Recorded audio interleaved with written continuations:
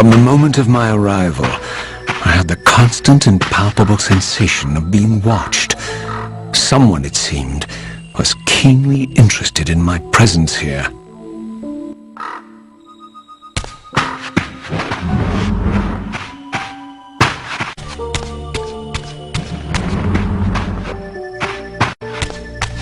From the look of it, this door had been sealed for centuries. I began to realize it was no mere coincidence that I found myself standing here, beneath this winged figure with blue skin and cloven hands so like my own, and bearing this unique key.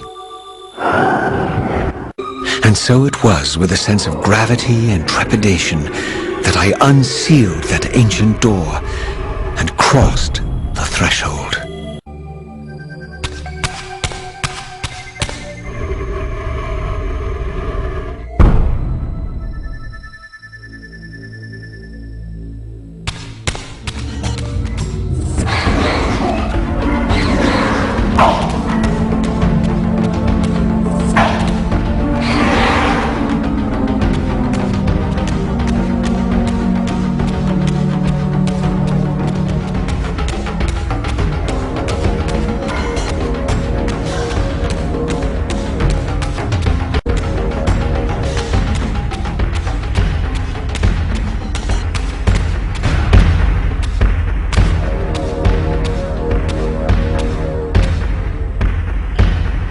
As I entered the chamber, I sensed that it had been sealed for hundreds, perhaps thousands of years. And while this room was clearly built when the pillars were erected, I knew that no human hand could have shaped this place, and that perhaps it had never been seen by human eyes.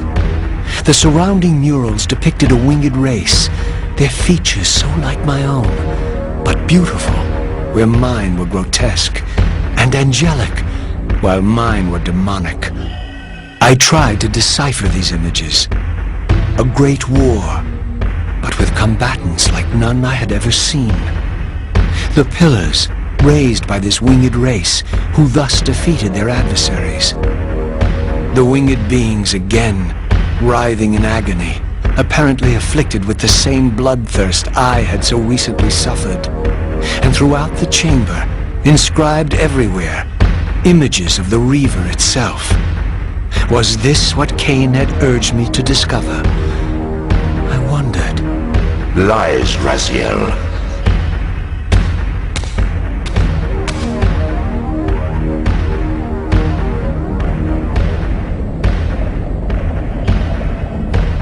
Do not be deceived.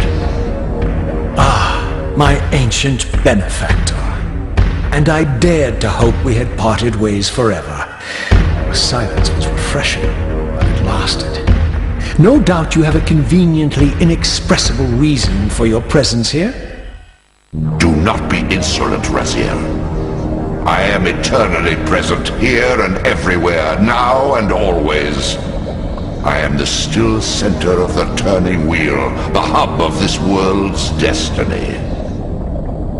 But perhaps not so omnipotent as you'd have me believe. Your hold on me appears to be tenuous. I no longer seem to need you. Yet I'm guessing you still need me. This impudence is unworthy of you, Raziel. Do not forget that you have a task to fulfill here. You are indebted to me. Indebted? You would have me show gratitude for a gift I didn't ask to be bestowed.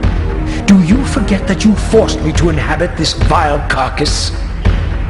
I restored you to yourself, Raziel. It was Kain who destroyed you. The very enemy you've just let slip through your grasp. Do not fail me, my servant. I serve no one. Not you, not Kain, and not your lackey Mobius. Mobius is my good servant. I have many. And if I tell Mobius that he's worshipping a giant squid, do you think his faith will falter? You have grown willful, Raziel. But beware. To embrace a serpent is to invite poison into your heart.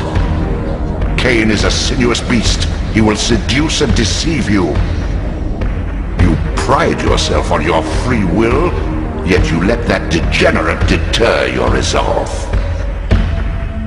I harbor no illusions about his integrity, nor anyone else's. In fact, I am beset by manipulation on all sides. I merely seek the truth. These are the fathomless truths, Raziel.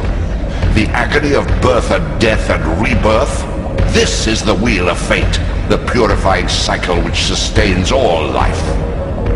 Vampires are an abomination, a plague which leeches this land of its spiritual strength. They obstruct the flow of life and death. Their souls stagnate in their wretched corpses. But the wheel must turn. Death is inexorable and cannot be denied. Your destiny is irresistible, Raziel. You are my soul reaver, the scourge of the vampires, reaper of their apostate souls. Remain steadfast, end the vampire's parasitic curse, and restore Nosgoth. Kain's blood belongs on your hands. Kain indeed deserves to die, for condemning me to this repugnant form. But if and when I kill him, it will be for me alone to decide. Kain destroyed you without a flicker of remorse. He tore the soul from your noble corpse, and after you had served him faithfully for 1,000 years, he discarded you in the abyss on a jealous whim. Remember your rage, Raziel. Let it guide your hand.